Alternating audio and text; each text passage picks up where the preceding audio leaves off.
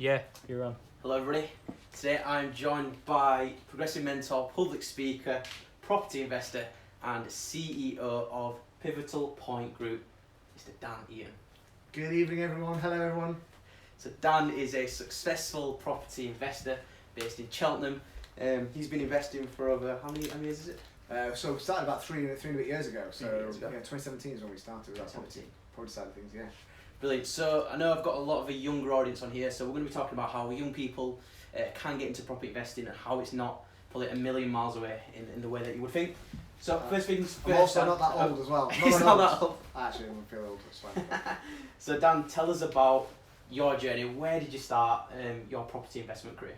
Yeah, certainly. So I started, as mentioned there, in 2017, and I started by basically being invited to go along to a property event. So a good friend of mine invited me along to go to a progressive property, multiple streams of property income event, which is like a 3-day seminar, just talking about all the different types of property strategies there are, how they all work, how you can use them in different scenarios, and how it all fits together. And that's kind of my start on my journey. So I'd always wanted to be involved in property, but just didn't know how. I thought you had to work hard, you had to save up a deposit, which was never something that worked for me because I was always spending any money we saved anyway. And then I thought you bought a house and then you then saved up again to buy another one, which just never worked, so we didn't do it. So as soon as I found out there was different ways of doing it, and that was one way, and it's a valid way, but there are lots of other ways, that's where everything sort of changed for us in terms of our investing in property. So what type of property investment strategies? I mean, there's quite a few that people, buy-to-lets, HMOs. What is it that you do? Yeah, so we tend to specialise in two things really. One is serviced accommodation, so we'll take apartments or houses, whatever they might be, and then we'll rent them out by the night on places like Booking.com and Airbnb. So we provide a full service to the guests, and they can stay anywhere from like 2 nights up to 6 months if they need to, so that's fine. So we get a lot of trades, we get a lot of work from trades, we get a lot of holiday makers at this time of year, so staycations are good. So yeah, we do that, and that's one of our strategies. The other side of the business and the other strategy is more the development side of things. So that's new build developments and commercial conversions. So converting old, unloved, unused commercial property and then bringing it back into life for new residential use, generally into apartments. So we create nice apartments from old commercial buildings. So you're giving back to people, back to the community. Yeah, absolutely. I mean, most people will know that in their village, town, city, whatever it is, there's probably at least one that everyone will know about, like a commercial building that's just empty. Whether it's an old pub or an old shop or an old office block or an old dentist or doctor's surgery, whatever it might be.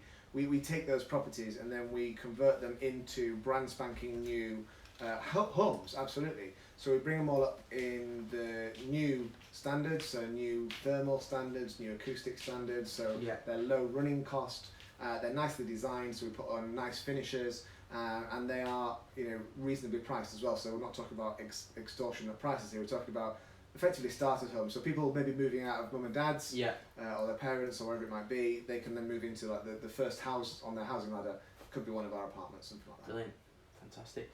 So talk to me about Pivotal Point Group. What is it, and what would you say the company stands for?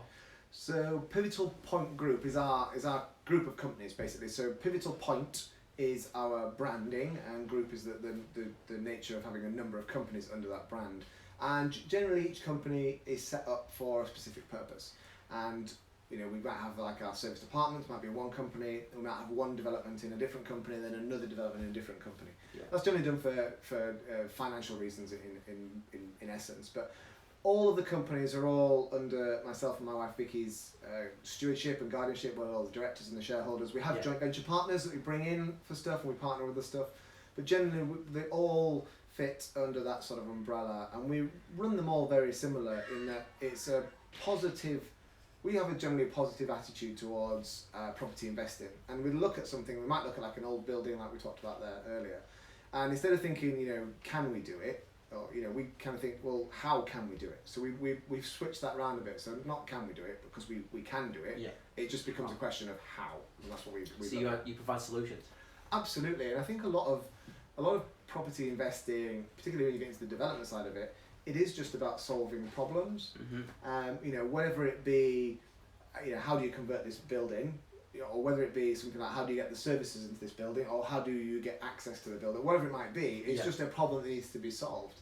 And generally, most problems can be solved. Some of them might cost more than others, but generally most problems can be solved. So it's just about, you know, focusing on that. How can we solve problem solving mindset? Absolutely, yeah. How can we solve that problem? So a lot of my audience are between the ages of, let's say, 18 to 23, 24. Yeah. They probably want to get into property, but think, I've got to save a deposit, I'm not old enough, I don't have any contacts, I've got no experience. What would you say to them? Would you say that they're right, or do you think that's a limiting belief mindset? Oh, absolutely. That's probably it's a limiting belief in themselves. Yeah. Because when people say things like that, it's not that they can't do it; it's just they don't know how to do it. Probably because no one's ever, you know, showed them or helped them do it. And I think we generally have some programming as we grow up, which comes from, you know, our authoritarian figures, if you like, parents, teachers, whatever it might be. And they program us in a certain way to try and keep us safe, which is, you know, you go to school, work hard, get a good job, then you get on the housing ladder, you get a better job, and then you move up house and all that sort of stuff. And absolutely, that is true, and in some ways that's the safe way of doing it. But there are other ways of doing it, and I think that's one thing I've found recently. So if I'd known now what I knew, so if I'd known then what I'd known now, things would be very, very different, absolutely. But there's no reason why, if you're 18 to 23 with no money, you know, never had a job, or has a job but hasn't got in terms of saving for a deposit, or doesn't even own or mortgage or even rent their own home, there's no reason whatsoever why they could not invest in property. Yeah. Because the stuff we do is nothing special, it's just a process that we've learned from others. And there's no reason why anyone couldn't learn that process. So if you learn the process and you take the action, and that's the big key. A lot of people learn stuff, but then don't do anything with it. Yeah. So if you learn it and do something with it and keep going, because, you know, the first time you ask the question, you're going to get the no, you know, or you're going to get the knock back.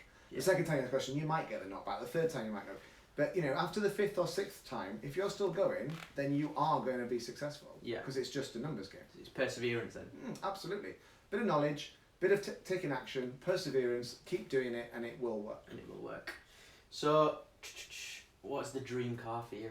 Oh, dream car. Oh, wow. Bit of a curveball question. Yeah, that was, yeah. So, for those of you who know me, you know, I do like my cars. I think the dream one, dream as in what I would want. So currently you've got, tell the guys what you got at the moment. So, currently got BMW M4, and our family cars are Porsche Cayenne S. So those are the two on the drive at the moment. Dream cars. Well, I'll definitely have a Ferrari in there. Yeah. Maybe a 458. Big kid's laughing. My wife's in the background laughing there. Maybe a 458 because it's the last of the V8s. Yeah. Before they went to turbos.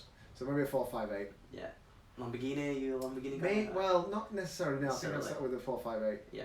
And then so maybe a McLaren as well. Looking at McLaren, I quite like McLarens at the moment. So maybe a 650S or a 720, something like that. Nice. So I think those two. Those two. They'll be alright. Not a bad choice there. I'll take those, yeah. So, what is your mission? You know, what is your why? You know, you obviously came into property investing for a reason.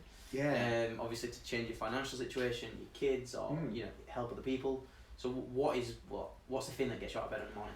Yeah. So ultimately, I think, so I was in the corporate world. So, you know, I had a good job. I always spent more money than I earned, and that was fine for then. Now we do it the other way around. But I think from the reason for getting into property was always wanted to do it, but I've always been of that, I suppose, that mindset that there's something better. So you can have something better than you've got. You've just got to go out and get it effectively. So those couple of things, and then when I went to that property seminar and I learned the how, you know, how to do this sort of stuff. Yeah. Just put the two, there must be a better way, I can make it better, and then the how together, and that's kind of what it is. It's kind of how it all fits together. Ultimately, it's about, so we've got two young children, so we've got Isaac and Isabel, you know, they're 11 and 9. It's about providing experiences and things for them as well. So I mentioned before, February time, decided just to basically nip off to Paris for the week because we could. So the kids were off school, which was nice. We didn't have to plan in any leave because we're both, Vicky, my wife and I were both full-time in property. We can do what we need to do from a laptop, you know, so as long as we've got an internet connection on a laptop, and sometimes even just a phone and an internet connection, that's fine. We don't need to be 9 to 5 in front of a computer. We can just go, I'll tell you what, let's just nip off to Paris for the week. You know, and that's what we did. And while I was there, I did some mentoring calls, and I had some calls about some deals. We talked to some investors about coming on board with some of our projects.